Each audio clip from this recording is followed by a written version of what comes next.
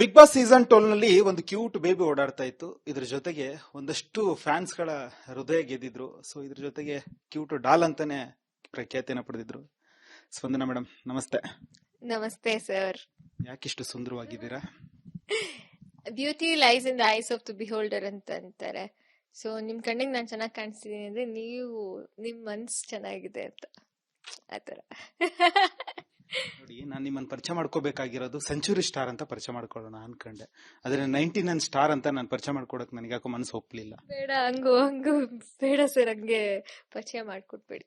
ಅದು ಅಂದ್ರೆ ನೀವು ಪರಿಚಯ ಮಾಡಕ್ ಹೇಳ್ತಿದ್ದೀರೋ ಅಥವಾ ನನಗೆ ರೀಕಾಲ್ ಮಾಡಿಸ್ತಿದ್ದೀರೋ ನನಗೆ ಗೊತ್ತಾಗ್ತಿಲ್ಲ. ಅದಕ್ಕೆ ನಿಮಗ್ 3 ನಂಬರ್ ಆಗ್ಬರಲ್ವಾ? 3 ಯಾಕೆ? 99 ಹೊಡೆದಿದ್ದೀರಾ, 100 ಹೊಡಿಬಹುದು. 3 number unfortunately I don't know ಏನಾಯ್ತು. ನಿಜವಾಗ್ಲೂ ಎವ್ರಿ ಟೈಮ್ ಅದು ಹೇಳ್ಬೇಕಾದ್ರೆ ಇವಾಗ ಅದಷ್ಟು ಫೀಲ್ ಆಗ್ತದೆ. ಒಳಗಡೆನೂ ನಾವು ಮಾತಾಡ್ಕೋತಾ ಇದ್ವಿ, ಯಾರು ಹೋಗ್ತಾರೋ ಈ ವಾರ ಅವರು ಸೆಂಚುರಿ ಮಿಸ್ ಆಗೋಗುತ್ತಲ್ಲ ಅಂತ. ಅದ್ ನಾನೇ ಅಂತ ನನ್ಗಿಷ್ಟು ಒಳಗಡೆ ಫೀಲ್ ಆಗಿರ್ಲಿಲ್ಲ. ಸೊ ಯಾರು ಈ ಸ್ಪಂದನ? ಸ್ಪಂದನ ನಿಮ್ಮ ಮನೆ ಮಗಳು ಸ್ಪಂದನ. ಮೆಲ್ಟ್ ಆಗೋಯ್ತು ಮೇಡಮ್ ಆಡಿಯನ್ಸ್. ಅಲ್ಲ, ಯಾಕಂದ್ರೆ ನಾನು ಸ್ವಲ್ಪ ಜಾಸ್ತಿ ಕೇಳಿದ್ ಲೈನ್ ಇದೊಂದೇ, ಮನೆ ಮಗಳು ಅಂತ. ಅದಕ್ಕೆ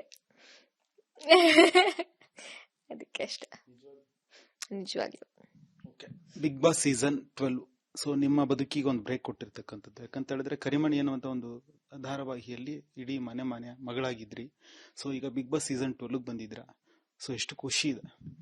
ತುಂಬಾ ಖುಷಿ ಇದೆ. ಯಾಕಂದ್ರೆ ನಾ ಹೋಗ್ಬೇಕಾದ್ರೆ ಇದು ದೊಡ್ಡ ಪ್ಲಾಟ್ಫಾರ್ಮ್ ಅಂತ ಗೊತ್ತಿತ್ತು ನನ್ಗೆ. ಯಾಕಂದ್ರೆ ನಾನು ಸೀಸನ್ಸ್ ಕೂಡ ಫಾಲೋ ಮಾಡಿದ್ದೆ ಹಿಂದೆ. ಐ ವಾಸ್ ವೆರಿ ಹ್ಯಾಪಿ ನಾನು ಹೋಗ್ತಾ ಇದೀನಿ ಅಂತ. ಆದ್ರೆ ಹೋಗುವಾಗ ಒಂದ್ ಅನ್ಸ್ತಿತ್ತು, ಈ ಸೀಸನ್ ಅಥವಾ ಬಿಗ್ ಬಾಸ್ ಹೋಗೋದ್ರಿಂದ ಪಾಸಿಟಿವ್ ನೆಗೆಟಿವ್ ಎರಡೂ ಇರುತ್ತೆ, ಎರಡೂನು ಫೇಸ್ ಮಾಡ್ಬೇಕು ಅಂತ. ಆ ಡಿಸಿಷನ್ ತಗೊಂಡೇ ಹೋಗಿದ್ದೆ, ಓಕೆ ನಾನು ಫೇಸ್ ಮಾಡ್ತೀನಿ ಅಂತ. ಬಟ್ ಇಷ್ಟು ಪ್ರೀತಿ ಸಿಗುತ್ತೆ ಅಂತ ನಾನು ಆಕ್ಚುಲಿ ಎಕ್ಸ್ಪೆಕ್ಟ್ ಮಾಡಿರ್ಲಿಲ್ಲ. ಸೊ ಅದಕ್ಕೊಂದು ಖುಷಿ ಇದೆ. ಮೊನ್ನೆ ನನ್ನ ಫ್ರೆಂಡ್ಸ್ ಎಲ್ಲ ಕೇಳ್ತಾ ಇದ್ರು, ಹೀಗೆ ಕೂತಾಗ ನನ್ನ ಫ್ರೆಂಡ್ಸ್ ಎಲ್ಲ ಕೇಳ್ತಾ ಇದ್ರು, ನೀನ್ ಬಿಗ್ ಬಾಸ್ ಪ್ರತಿ ವಾರ ಬಂದ ತಕ್ಷಣ ಯಾರನ್ನಾದ್ರೂ ಒಬ್ಬನ ಲಾಕ್ ಮಾಡಿ ಇಟ್ಕೋತಿಯಲ್ಲ, 10 ದಿನ ನೋಡಿದ್ಯಲ್ಲ, ನಿನ್ನ ಫೇವ್ರೆಟ್ ಯಾರು ಸ್ಪರ್ಧಿ ಅಂತೇಳಿ. ನಾನು ಜೋರ ಕೂಗ್ ಹೇಳಿದೆ ಸ್ಪಂದನ ಅಂತ. ನೀವ್ ಎದುರುಗಡೆ ಇದ್ದೀರಿ ಅಂತ ಅಲ್ಲ, ನನ್ನ ಫೇವ್ರೆಟ್ ಕಂಟೆಸ್ಟೆಂಟ್ ಸ್ಪಂದನ ಅಂತ ಹೇಳಿದೆ. ಇದು ಆಕ್ಚುಲಿ ನಂಗೆ ಈ ರಿವ್ಯೂಸ್ ಬಂತು, ವಿಚ್ ಐ ಆಮ್ ಹ್ಯಾಪಿ. ಅಂದ್ರೆ ಮಧ್ಯ ಹೆಸರಲ್ಲಿ ಏನಾಗುತ್ತೆ ಅಂದ್ರೆ, ನಾವು ವಾರಗಳು ಕಳಿತಾ ಬ್ಲಾಂಕ್ ಆಗೋದಕ್ಕೂ ಬೇರೆಯವ್ರನ್ನ ನೋಡ್ಬೇಕಾದ್ರೆ ಅವ್ರ ಕಿರ್ಚಾಡ್ ಒಂದೊಂದ್ಸಲಿ ರೀಸನ್ ಇಲ್ಲದೆ ಜಗಳ ಆಗ್ತಿರುತ್ತೆ. ಅವಾಗ ಅವ್ರು ಕಂಟೆಂಟ್ ಮಾಡ್ತಿದಾರ, ಹಿಂಗ್ ಮಾಡಿದ್ರೆ ನಾವ್ ಇಲ್ಲಿ ಸರ್ವೈವ್ ಆಗ್ತಿರವ, ಹಿಂಗ್ ಮಾಡ್ಬೇಕಾ ಅನ್ನೋ ಒಂದು ಅನಾಲಿಸಿಸ್ ನಮ್ ತಲೆಯಲ್ಲಿ ಹೋಗುತ್ತೆ. ಅದ್ ನನ್ ತಲೆಗೂ ಬಂದಿದ್ ನಿಜ. ಅಥವಾ ಬೇರೆ ಕಂಟೆಸ್ಟೆಂಟ್ಸ್ ನ ನೋಡಿದಾಗ ಟ್ರ್ಯಾಕ್ ಇದೆ, ಮನೇಲಿ ಆ ಮಾತುಗಳು ನಡೀತಾ ಇರುತ್ತೆ, ಇವ್ರದ್ದು ಆ ಟ್ರ್ಯಾಕ್ ನಡೀತಿದೆ ಅದಕ್ಕೆ ಸರ್ವೈವ್ ಆಗ್ತಾರೆ, ಹಿಂಗ್ ಮಾಡಿದ್ರೆ ಆ ಟ್ರ್ಯಾಕ್ ಓಡುತ್ತೆ, ಈ ತರದೆಲ್ಲ ಮಾತು ಬರುವಾಗ ನಾನು ಅದನ್ನ ಮಾಡ್ಬೇಕಾ, ಅದರಿಂದ ಸರ್ವೈವ್ ಆಗ್ಬೇಕಾ ಅಂತ ಥಾಟ್ ಕ್ರಾಸ್ ಆಗಿಲ್ಲ ಅಂದ್ರೆ ಅದು ಸುಳ್ಳಾಗತ್ತೆ. ಅದ್ ಅಫ್ಕೋರ್ಸ್ ಬಂದಿದ್ ನಿಜ. ಬಟ್ ಅವಾಗ ನನ್ ಖುಷಿಯಾಗಂತೂ ಇಲ್ಲಿರಲ್ಲ, ಅದು ಆ ಹಿಂಸೆಲೆ ಇರ್ಬೇಕಾಗತ್ತೆ. ಇಟ್ಸ್ ಓಕೆ, ನನ್ ಮಾತೇನಿದೆ, ನಾನ್ ಎಷ್ಟ್ ಫನ್ ಮಾಡ್ತಿದೀನಿ ನನ್ ಸುತ್ತಮುತ್ತ ಇರೋ ಜೊತೆ, ನಾನ್ ಎಷ್ಟ್ ಪಾಸಿಟಿವ್ ಆಗಿ ಇರ್ಬೇಕು, ಎಲ್ಲಿ ಮಾತಾಡ್ಬೇಕು ಅಲ್ಲಿ ಮಾತೇ ಆಡ್ಲೇಬೇಕು, ನನ್ ಪಾಯಿಂಟ್ಸ್ ಏನಿದೆ ಅದ್ ಹೇಳಲೇಬೇಕು, ಅದ್ರಲ್ಲಿ ನನ್ನ ವ್ಯಕ್ತಿತ್ವ ಗೊತ್ತಾಗುತ್ತೆ ಜನಕ್ಕೆ ಅಂತ ನಾನು ಓಕೆ, ಅದಕ್ಕೋಸ್ಕರ ನಾನು ಇಲ್ಲಿ ಇರ್ಬೇಕು, ಹಿಂಗೆ ಇರ್ಬೇಕು ಅಂತ ಅನ್ಕೊಂಡ್ ಸಮಾಧಾನ ಮಾಡ್ಕೊಂಡಿದ್ದೆ. ಐ ಥಿಂಕ್ ಅದು ನಾವ್ ಅಪ್ಪ ಅಮ್ಮಂಗ್ ತುಂಬಾ ಇಷ್ಟ ಆಗಿದೆ, ನನ್ ವ್ಯಕ್ತಿತ್ವ ನೀನ್ ಉಳಿಸ್ಕೊಂಡಿದ್ಯಾ ಅಂತ ನಂಗೆ ಹೇಳಿದ್ರು ಅವರು. ಐ ಥಿಂಕ್ ಅದೇ ನಂಗೆ ಬೇಕಿದ್ದು. ಸೊ ಐ ಡಿಡ್ ದಟ್ ಅನ್ಸುತ್ತೆ. ಈಗ ಬಿಗ್ ಬಾಸ್ ಸೀಸನ್ 13 ಮೆಂಬರ್ ಸ್ಪರ್ಧಿ ಅನೌನ್ಸ್ ಆಗಿದೆಯಂತೆ. ಸ್ಪಂದನ ಸೋಮಣ್ಣ ಅವ್ರ ಬದ್ಲಿಗ ನೆಕ್ಸ್ಟ್, ಈಗ ಸ್ಪಂದನ ಸೋಮಣ್ಣ ಅವ್ರೇನ ಸೀಸನ್ 12 ಅಲ್ಲಿ ಇದ್ರಲ್ಲ, ನೆಕ್ಸ್ಟ್ ಸೀಸನ್ ಅಲ್ಲಿ ಸೋಮಣ್ಣ ಅವ್ರು ಹೋಗ್ತಾರೆ ಅಂತೇಳಿ ಸುದ್ದಿ. ಆಕ್ಚುಲಿ ನಮ್ಮಪ್ಪ, ನಾನೇ ಶಾಕ್ ಆಗ್ಬಿಟ್ಟೆ, ಅಷ್ಟು ಸ್ಪಾಂಟೇನಿಯಸ್ ಆಗಿ.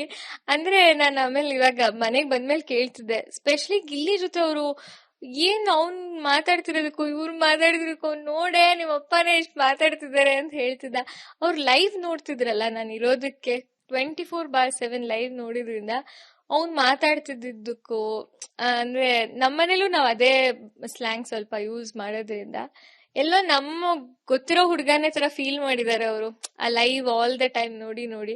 ಸೊ ಅಷ್ಟು ಕಂಫರ್ಟಬಲ್ ಆಗಿ ಮಾತಾಡ್ತಿದ್ರು.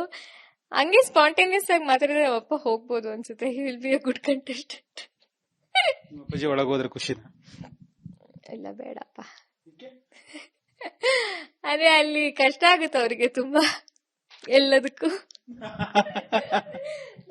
ಅರ್ಥ ಆಯ್ತು. ಬಟ್ ಹೋದ್ರೆ ಖುಷಿದೆ ಅಂದ್ರೆ ಅಗೇನ್ ಆ ಪ್ಲಾಟ್ಫಾರ್ಮ್ಗೆ. ಬಟ್ ಒಳ್ಳೆ ಕಂಟೆಸ್ಟೆಂಟ್ ಆಗ್ತಾರೆ ಅನ್ಸುತ್ತೆ ಅಪ್ಪ. ನೋಡಿ, ಹೊರಗಡೆ ಒಂದು ಚರ್ಚೆ ಇದೆ.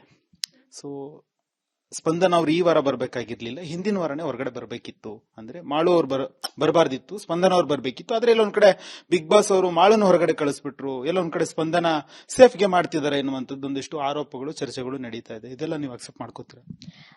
ಸೇಫ್ ಗೇಮ್ ನಾನು ಅಕ್ಸೆಪ್ಟ್ ಮಾಡ್ಕೊಳಲ್ಲ.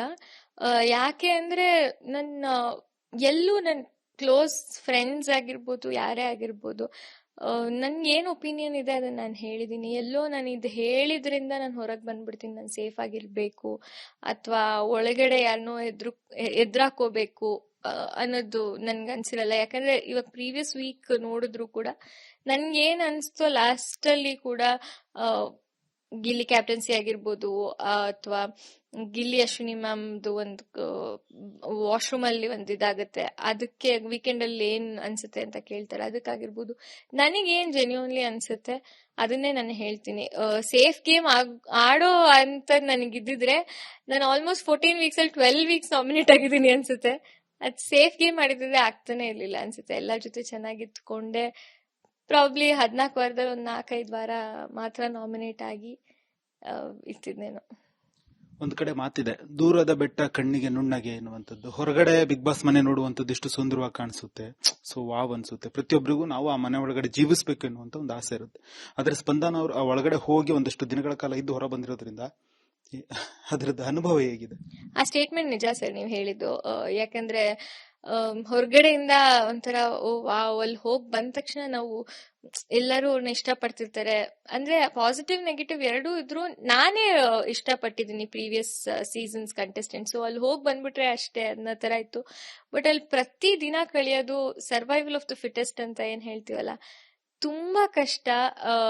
ಒಬ್ರನ್ನ ಎಳೆದೂನೇ ಸರ್ವೈವ್ ಮಾಡ್ಬೇಕು ಅಂದ್ರೆ ಒಬ್ರನ್ನ ಹೊರಗೆ ಹಾಕಿದ್ರೆ ಅವ್ರ ಜಾಗ ನಮಗ್ ಸಿಗುತ್ತೆ ಅಥವಾ ಆ ಸ್ಪಾಟ್ ಫಿಲ್ ಆಗತ್ತೆ, ಆ ತರನೇ ಆಡ್ಬೇಕು.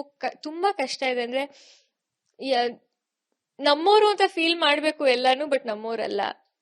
ಹೇಳ್ಕೋಬೇಕು ಅಂದ್ರೆ ಹೇಳ್ಕೊಳಕ್ ಆಗಲ್ಲ. ಅನಾಲಿಸಿಸ್ ಮಾಡ್ಬೇಕು ಎಲ್ಲಾ ಸಿಚುಯೇಷನ್ಸ್ನು, ತಲೆಲೇ ಮಾಡ್ಕೋಬೇಕು. ಅದನ್ನ ಓಪನ್ ಆಗಿ ಕೆಲವುದನ್ನ ಹೇಳಕ್ ಆಗಲ್ಲ. ಈ ತರ ಎಲ್ಲದ್ರ ಮಧ್ಯೆ ಒಂದು ಬ್ಯಾಟಲ್. ಆಮೇಲೆ ಎವ್ರಿ ವೀಕ್ ನಾಮಿನೇಷನ್ಸ್ ಆಗಿರ್ಬೋದು, ಒಂದು ಆಕ್ಟಿವಿಟಿ ಬಂದಾಗ ಆಗಿರ್ಬೋದು, ನಮ್ನ ಎಷ್ಟು ಕೆಳಗ್ ಹಾಕಿ ಮಾತಾಡಕ್ ಟ್ರೈ ಮಾಡಕ್ ಆಗತ್ತೋ ಅಷ್ಟೇ ಮಾತಾಡ್ತಾರೆ. ಗೇಮ್ ಪರ್ಸ್ಪೆಕ್ಟಿವ್ ಅಲ್ಲಿ ಅದು ಸ್ಟ್ರಾಟಜಿನೂ ಆಗಿರುತ್ತೆ. ಅದನ್ನ ಇವಾಗ ಹೇಳ್ತಾರಲ್ಲ, ಮನೆಯವ್ರ ಹತ್ರ ಎಲ್ಲದಕ್ಕೂ ಒಂದು ಸೊಲ್ಯೂಷನ್ ಇರುತ್ತೆ ಅಂತ. ನಮ್ ಮನೆಯವ್ರು ಇರಲ್ಲ, ಅದು ಹೇಳ್ಕೊಂಡು ಒಂದು ಸೊಲ್ಯೂಷನ್ ಹುಡ್ಕೊಳಕ್ಕೆ ಅದನ್ನ ನಾವೇ ಹುಡ್ಕೋಬೇಕು. ಈ ತರದೆಲ್ಲ ಸ್ವಲ್ಪ ಅಲ್ಲಿ ತುಂಬಾ ಕಷ್ಟ ಆಗುತ್ತೆ. It's not easy, definitely not easy. ಹೊರಗಡೆ ನಾನು ಹಂಗೆ ಅನ್ಕೊಂಡಿದ್ದೆ, ಬಟ್ ಇಟ್ಸ್ ನಾಟ್ ಈಸಿ.